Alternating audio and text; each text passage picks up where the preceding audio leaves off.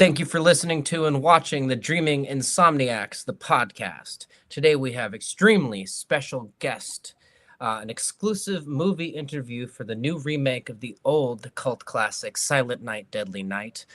This is David Tomlinson. How are you doing today, my friend? Good, buddy. How are you? Very good. Happy to have you here. My first question is regarding inspiration and approach, and it's what drew you to this new iteration of Silent Night, Deadly Night?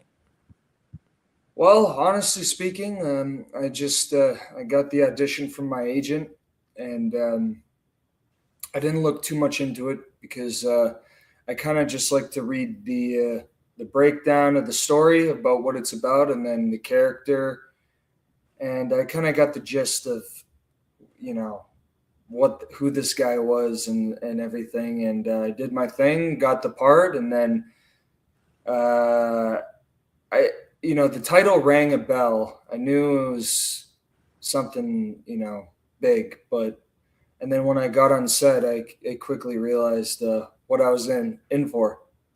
Love it. That's great.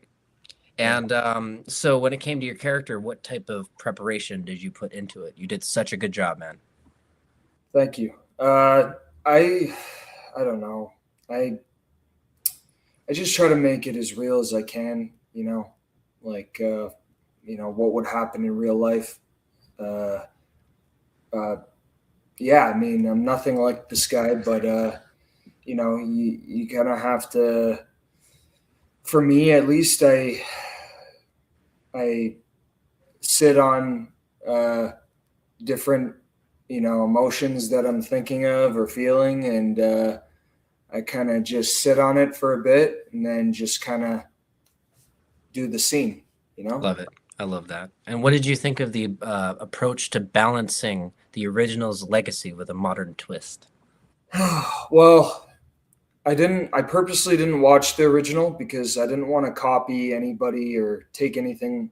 Try to imitate what they did. I wanted to kind of just completely avoid watching it until I was finished this one, so I could bring my own take to it. I Um, love it. yeah, and that's what Mike did really well because he kind of he paid tribute to the original, but he kind of made his own thing to it. Made his own originality to it. You know what I mean? Yeah, and to get on the point, Mike P. Nelson, he is a great director. He directed the Wrong Turn remake from 2021, and Mm. I like that more than the original. I Yeah, think that is a cool movie with an interesting twist, and it just doesn't go for that cliche redneck inbred cannibals, but they make a joke about it in the movie, which references it, but it is something completely different, and I like that, right? Whereas this one's more of like a faithful remake with a modern twist. So there's exactly. Yeah. a little bit of both in there. He balances it more with this one, and I love it. It's great. It feels like an 80s movie. Like I said, you did such a good job playing this convincing character who's the opposite of who you are in real life. And that's pure acting right there. That's what acting's all about. You want to embody a character that's not yourself. It's escaping from yourself to play that character. You did such a good job, man. Exactly. Yeah. Thank you. And I got to thank Mike for writing such a great script and directing such a great movie. And really, the reason it got very good reviews and everybody loves it is because of Ruby, Rowan. They really carried the movie, and I just am grateful to be a part of it and to work with them. And I'll be honest, man. I think the things that they both have been in before have not given them what they've needed as actors to really shine. And this one did. Yeah, this one did. Yeah. This one did. Because I love both of them now. And I wasn't sold before, right? I've Well, seen, Rowan was great in Halloween, and but the Ruby movie was. wasn't great. The movie, I didn't like it personally. I thought it was rough. But he was really good in it. I think he Yeah. got unfair hate, right? Whereas this really gives him time to shine, and people aren't going to compare it. And I've seen Ruby and Happy Death I've Day. seen mixed reviews. I've seen a lot of people really liked him in it, and Yeah, I think I think it was good. I thought he did great in it. Ruby did a great job in Happy Death Day. yeah, yeah. Uh, No, she did. But I think this movie gave her more and him more. Like I right. said, really show how good actors they are. Like I just feel like those movies didn't give them both enough. Same Yeah. with Shane. I feel like that didn't even give Ruby enough, and she is a big character for a huge chunk of Shameless. I just don't feel like they gave her enough. You know what I mean? Like, I really I haven't seen that show, but I know it's it's a really good. popular show. It's really good, But man. no, She's really, Rowan's killing it, man. yeah, He man. I'm has all proud of the him. he has all these projects coming out. Good, Yeah. good. Because I didn't like the hate that people were giving him online. That was not okay. You can't I didn't see threaten an any. actor Yeah. over a movie. That's stupid. Yeah, that shit happened when Halloween Ends came out. It wasn't okay. So, production and challenges. Did you have any unexpected challenges during the production of the movie? No, every day on set was great. I mean, every project is different. There's some projects are very grueling schedule wise, and you're there for like 20 days, 5 days a week, 12 to 15-hour days. But this one, it was shot in a relatively short period of time, and yeah, no, it was smooth sailing this entire shoot. So That's how you make a good movie right there. yeah, Streamlined, no issues, no development. everybody was just on the same page of they knew the deal. They knew what kind of movie Mike wanted to make, and we just kind of did our thing. I think it was developed really well, acted really well, written really well. Everybody delivered. That's what I loved is everybody delivered, and every character had their own growth for such a short movie. It's an hour and a half, right? 90-minute horror film. He packed so much character development in that. Yeah, You got to yeah, pay attention. It's one of those ones you got to pay attention to every single piece of dialogue. right. And like you said, it's like an '80s movie. It's an '80s slasher, horror comedy, thriller, romance, Christmas movie. Dude, when he was running down the hallway with the chainsaw after the lady, but before he cut her up, I laughed audibly. I thought that was hilarious. For some Yeah, reason, just the timing and the editing, right? The way right. that was cut in there was just so funny. The movie shouldn't be that funny, but it is. And I love that. Yeah, it's a lot funnier than I thought it would be. I love that it's a Christmas movie too, because I've always wanted to be in one of those Christmas movies because every year it kind of just gains traction, like a holiday type. Uh, You're in a cool one that won't be a cliche either. yeah, Think about it like that. You're not in a Christmas Story. You're in Silent Night, Deadly Night, a remake that is actually really fucking good. You know how many times remakes are that good? You know, rare. It's come on, rare. especially horror remakes. Yeah, I love. I know. I know a lot of fans from the original. Their expectations are high, and I think this met it. Good, good. And I feel like that this didn't do anything that's too detrimental to change it.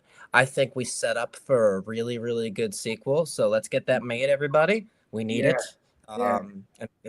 That'll be cool to I don't have. know if I'll be in it, but no, it'll be. I might. Yeah, it's. They can do flashbacks. Yeah, exactly. Yeah, Mhm. Like she could be traumatized, or like there could be something else like bothering her. They could do something with the story, right? You know what I right, mean? Like, 'cause she's right. already got Rowan's character, right? Billy with her all the time. So I loved that too. That was cool. That whole thing. It reminds me of Dexter a lot, right? Because Yeah, he's got to kill bad people. But I feel like the movie didn't explain it until the end, and I feel like that might turn people off. So don't let that affect you. Stay with the movie because it's really fucking cool. yeah. It's a bit of Dexter. It's a bit of. Some people are saying it's like you, the Mm-mm. Netflix show. Some people say it's a bit of Venom in there. Oh yeah, because the whole thing in his head, right? Yeah, Yeah, the kind of sounds a little bit like Venom's voice. Yeah, yeah, I didn't think of that. That's crazy. Yep, yep. There's a little bit of that in there. I like that, but it's not derivative though. It manages to do its own thing with it. You know what I mean? And I like that. right, right. It's cool. It's really cool. It's got Uh, a lot of different references in there. Now, without spoiling the movie, because I want people to go see it, and please go buy tickets in the theaters and go see it, and buy it when it comes out on Blu-ray and digital. But what was it like working with new types of special effects? Did you learn anything new about special effects in this process? Hold on, Joe. Let me just plug in my laptop before it dies here. No worries. Hey, you know what? That's the part of podcasts that are fun is we can just like have like improv moments like that. Taking pee breaks on these things. Like I had Chester from Lincoln Park's son on the pod, Oh and yeah, we both took a pee break at the same time. what a legend that guy is, Chester. He's great. And his son looks just like him. We just did a song together on our new album for the Dreaming Insomniacs. Oh And right, he's gonna call me next week, so we're doing stuff together. That's fun. that's awesome. Yeah. So, also, I wanted to throw a little shout out in there to Jason Muse, Jay from Jay and Silent Bob. He follows us on Instagram. He's been stalking all the stories about this interview, which I think is really cool. And Dogma just got released in 4K, and because Kevin Smith got the rights back, so it's like #2 on iTunes right now. So I recommend everybody go buy Dogma Resurrected. Let's make it #1. One of the funniest sequels I think ever was Clerks 2. Clerks 3 is great too, but yes, Clerks 2 is so funny. Yeah, there's so many funny scenes in that. Could not make that movie great. today. Could not make that movie. I'm glad that he hopefully he gets a chance to watch. I don't know if he's a fan of Silent Night, Deadly Night, but I'm sure he's seen the original. I'm sure, and I'm sure that they'll appreciate that shout out. Like I said, I'm not making any announcements yet, but that's all I will say. Yeah. So when it comes to the movie, right? Was there a scene that was especially difficult to shoot without spoiling anything? You know, is there a scene that was extremely difficult to shoot at all, like for you as an actor? Not really, but I will say, Rowan and is a trooper for like just all the blood and gore and wearing that suit and everything. Like you said, that we could already say this because it's in the trailer and they've released clips where he kills a bunch of Nazis and man, like the amount of stunt work that they pulled off there and choreographing, that was impressive. That scene was so cool. Yeah, that scene was so. Everybody likes to see those fuckers get annihilated, especially right now. Yeah, especially right now. But also like practical effects, man. Practical effects. This is what we need in horror movies, guys. No more fucking CGI blood, okay? Let's do squibs. Let's do corn syrup and food coloring. It's not that hard to make blood look good. I have a fucking bowl of it in my closet because I make short films. So yeah, no, I miss doing short films. I that's how I started actually. I did a bunch of short films and man, the most fun I've ever had is on them, like starting out and yeah, I've done quite a bit of them. I'd like to do another one. Yeah, man. Hey, maybe we can work together on one. I'm looking to make a feature length eventually. That's my goal. I want to make a movie. That's always been the goal. The horror short films or the thriller or I don't know what it's going to be yet. So far it's very psychological thriller, horror, slasher, but also there's like an angle of like a manhunt thing. Because like I'm not really going to go into details, but these two characters stumble upon something that they get blamed for, so the police are after them for that, and then those are always good. The person who actually did it is stalking them and after them too. Yeah, those are good. More to go from there. So it's original, but it does borrow ideas from other things that have been done. But it's cool, I promise. Right. So when that script's done, I'm gonna start making it and let me know. I'll be interested cool to have you in it. To read it. Yeah, it'd be cool to have you in it if you want to play a character too. You never know. Yeah, for sure. Manifestation, right? Yeah.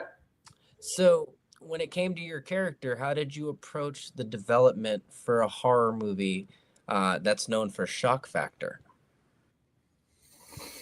Well, I think with horror, it's all about building the tension. You find it in the scene.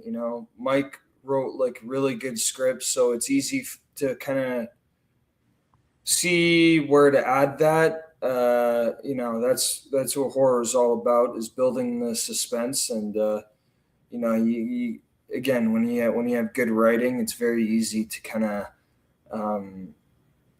navigate it. You know what I mean, and do your thing. I love that. And you started to talk about your short film career. I want to hop back to that for a second. Yeah. Looking back, what project has had the most lasting impact on you creatively? Well, the first one I really did that was actually very, very good quality is called The Injustices. I don't know if anybody's heard of it, but it was really my first, and that was a horror too. I play kind of like like a character like in this one. I play like a bully, dickhead kind of guy who basically the story is about this guy who is like an outcast in high school or whatever it is, and he takes me, who's like the dickhead jock or whatever it was, who used to pick on him, and hold me captive and take revenge on me, and kind of like on a retribution type thing. He turns into a serial killer, like a little. He's like an outcast, and it was very well done. It was very well shot, and it's been in some film festivals. It's won some awards. Yeah, and it kind of went under recognized. I want to But watch it. yeah, I'll send you the link for it. It's Cool. probably only about 10 minutes or 20 minutes or something. But I was in a 10-minute short film. I'll send it to you. yeah, Buddy of mine went to film school at Emerson College in Boston Common, and he needed a final project, and one of our friends, Justin Arena, couldn't do it. So I was like, hey, I got interviewed on his radio station. So I was like, why not? I'll do it. I want yeah, so yeah. And a lot of these short uh, films, they're very good, and a lot of them get turned into feature films. So. right, right. It's a good proof of But concept. it gave me a lot of good footage for my reel, and then I sent Yep. that to my first agent, Craig, who I've been with for 7 years, and then yeah, that led me to more opportunities. So Right. I love that, man. And I think it's really cool how that works too, because it's like now you can get other roles too that you could be a red herring in a horror movie. Like they could make it seem like you're the one the whole yeah, movie, and you're not. Turns out you're the good guy. yeah, That'd be a cool thing to do. Like, I don't think they need to typecast you in that. I feel like giving you a bunch of different roles to be able to explore your acting ability is the way to do it. Just like they're doing. if they say to me, I'm not picky, man. They said to me, "You're gonna be the bad guy the rest of your life, and every fucking movie you ever do, and every show." I'd be like, "Okay, that's Why because not? it's fun. It's Yeah, so it much." is fun. It is fun. But I feel like they should give you other things too, not just that. That's Oh what no, I played I played kind of like you know the good guy deep down where you thought I was the bad guy or whatever. Oh, But you've already done that. I love I'm it. not picky. I'll I'll do whatever I think is right and you know fun to play. I love it. I love it. And so what was it like working with Ruby and Rowan? Was it a good time? Did you guys become friends and stuff? I know this will sound cliche, but I couldn't have asked for better people to work with. They're both very talented, and they really did a good job carrying this movie. They're a huge reason why I got such a good review you know, on from critics and the audience. So, it's really because of them. Like Their chemistry is really good. I like them together. Like I couldn't look away. Like I really wanted them both to survive the whole movie yeah, without spoilers. can't spoil anything here, man. Right. Come on. I'm not. I didn't say anything. Right. Everyone's got to go pay to watch that movie, and then message me about it. We can talk about spoilers. All right. So the franchise has a cult following. How did that influence your creative decisions in the movie for your character? Well, I'll be honest. This is probably not what people want to hear, but I avoid hearing about how popular it is and how much of a cult following it is until I'm done filming. Once I'm done filming, then I look at everything, you know, That's because great advice. I don't want to have that in my head when I'm doing. I'm trying to stay true to this character, even though the things he does isn't right in the movie. But I try to stay true to. Okay, I am this person. I have to commit fully 100%, no holding back. And that's all that's in my head when I'm. In in the police station scene, holy shit! And the way they light it too, the Yeah, lighting, it's so dark and like the way the shadows are casted on your face, bro. It's so yeah. good. Ruby really loves that scene. She's let me It's know such a good that. scene. Such a Yeah. good scene. Ruby's right. It's so good. Oh my god, I just love this movie. Like I can't get over. Like I'm geeking out.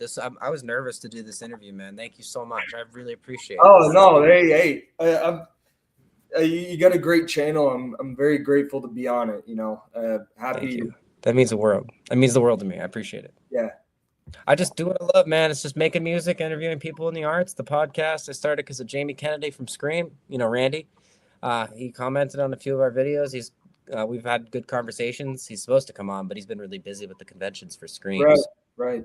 I started this whole thing because of him, and it's been a good 4 years, almost It's five. pretty So it's iconic. He was great in that. oh my god, that and Malibu's Most Wanted. That movie's my happy Yeah. place. Oh yeah. Don't be hating. Are there elements in the movie that are meant to surprise longtime fans, or is it more about appealing to new audiences? Well, I mean, look, let's be honest. Like some people from the original who are diehard about the original, from the '80s, you know, they're gonna want like that, a copy of that, or they're gonna want like a new take because they're sick of watching the old ones. They want, but that's the good thing about this movie. It's a bit of both, you know. Yeah, I think it satisfies everybody. It's very well balanced. And once again, the reviews across the board are good. They're positive, which is great. That Yeah, means we are going to get a sequel, right? Just got yeah, to make because it's not all these. Yeah, and I definitely think there will be one. there can't And not be. it's very hard to a lot of the time to impress critics and stuff, and the audience. They're both kind of on the same page. I think it was like at like 80% or something, Wow. but I don't really pay attention to that. But no, I'm mentioning that because that's because of everybody involved in that movie, what they did.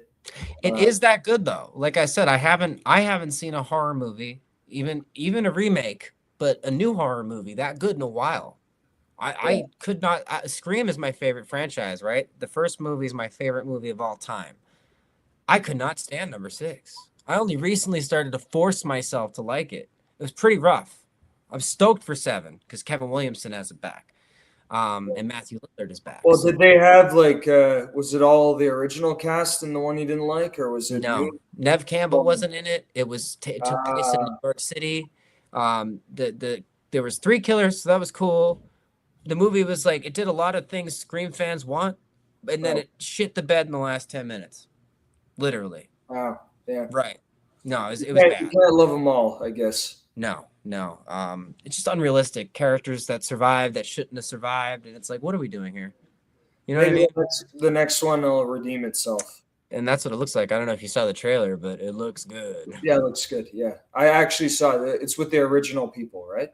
Yeah, Kevin Williamson's the creator. He wrote it, the original.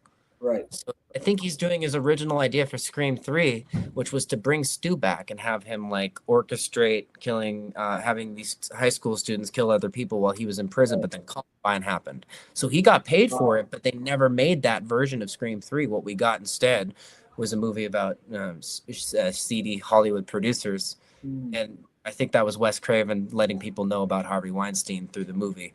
right. Uh, so that was interesting to see, like in hindsight, how Scream 3 has aged like fine wine, especially with like the voice changer and AI existing now. So like that didn't exist before. That was dumb. Now it's a cool thing, right? Like it was ahead Right. of its time.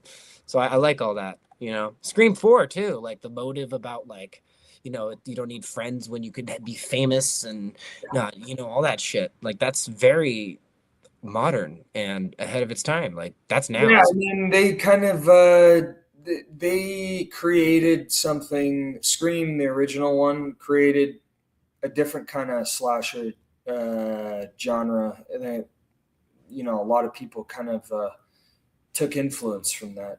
right? And I love the commentaries. Like I even liked Scream 5. I didn't mind Scream 5. It was just 6 that was the best, you know. And there's Yeah, more stuff that was good. It's just the last 10 minutes were that dumb. everybody has those, in a whole series. Like Rocky Five was terrible. I love the Rocky series. Balboa was so good though. 6. It's so sad. Yeah, but the fifth one, right? The Yeah, it's after the terrible. one with Drago was pretty bad, and then Someone tried to quote Rocky 5 to me the other day, and I was like, I've never seen it. I'm not gonna watch it. I know it's bad. I'm sorry. I'm just not gonna watch it. yeah, it's Yeah. But 6, oh my God. They make it seem like he's gonna win. And then he doesn't. oh, that's the one where he's much older, right? Yeah, 2006 is when it came out. Rocky yeah, Balboa. that's a good one. Yeah, Such a good movie. and then Heartbreak. and then the Creed. next one after that would be Creed, right? Yep. Creed 2. Yep. That was good. It's so good. I love Creed. I haven't seen Creed 2 yet, I don't think. Wait, no, I have. No, I haven't Both of either. them. Both of them are good. It's just I don't think it's as good as the first one. That's why I don't remember much. Well, Sylvester Stallone's not in the second one, so nobody will be as invested, right? And he had this heartfelt thing. Like I don't know if you saw the first one. So the heartfelt thing about him having cancer, all that was Yeah. heavy. Because it just like Well, you can't really face. have Rocky without Rocky, Yeah. Like it's a Something to Rocky overcome. spin-off, and then you don't have Rocky in it. I mean, but yeah, I think a lot of people still liked it, It's kind of like all of Sony's Spider-Man-less Spider-Man villain movies. Venom's the exception, but the rest of them are rough. It's I morbid. like the first three Spider-Mans. Yes. And then with Toby. Yep. And then the Andrew Garfield one was good. I can't get The into first these one. ones. The second one's pretty rough. I don't like Far From Home, but I like Homecoming and No Way Home. Yeah. I like them. I don't love them. Right, But right. first three, that's my trilogy, man. Spider-Man 3. Like people hate that for no reason. It's such a great film about forgiveness. It's just got some like rough CGI and some stupid plot shit and too many villains, right? But you can get over that because it's Tobey's last run as fucking Spider-Man in a whole movie. Well, just nothing beats the first two though. Oh, they're so good. Yeah. Oh, they're so good. And I love that they complement each other, right? There's goofy ass shit in the first one, there's goofy ass shit in the second one, and there's goofy ass shit in the third one too. It's fun. Well, what I like about it is it's just like top tier acting in both. It's not just so comic booky. You know what I mean? Yeah, it delivers It's more something real real. life. Like the scene where Uncle Ben's dying in the first one, and Toby's Yeah. got his hand, and like just the way that Toby starts crying, it just feels so real. It's so good. And Right. just even Aunt May, like I saw that clip the other day on Instagram where she's talking to him and she's kind of hinting at him that she knows that he's Spider-Man. Spider-Man wouldn't do that. About him Yeah, hunting down Uncle something. Ben's killer. I don't know which one of those, first or second one, but And just two. It was during two, and it was the little where she kid. says there's a hero in all of us. I don't Yeah, know which one. it was the little kid that was helping her with the yard sale, and he was asking where Spider-Man is because he Yeah. takes Spider-Man's picture. And Aunt May is like, Spider-Man needs to come back. I know. But she doesn't say it literally, but she uses metaphor, and she knows. Yeah, that was a great scene. Oh, I think I'm also confusing that with the third one where he talks about how Spider-Man hunted down Uncle Ben's actual killer, Sandman, Flint Marko, and killed him, and she said Spider-Man wouldn't do that. That was number 3. Right. But they're similar scenes, so that's probably why I confused the two. Yeah, the guy from Spider-Man 3, the Sandman guy, he was great. He's in one of my favorite movies, Sideways.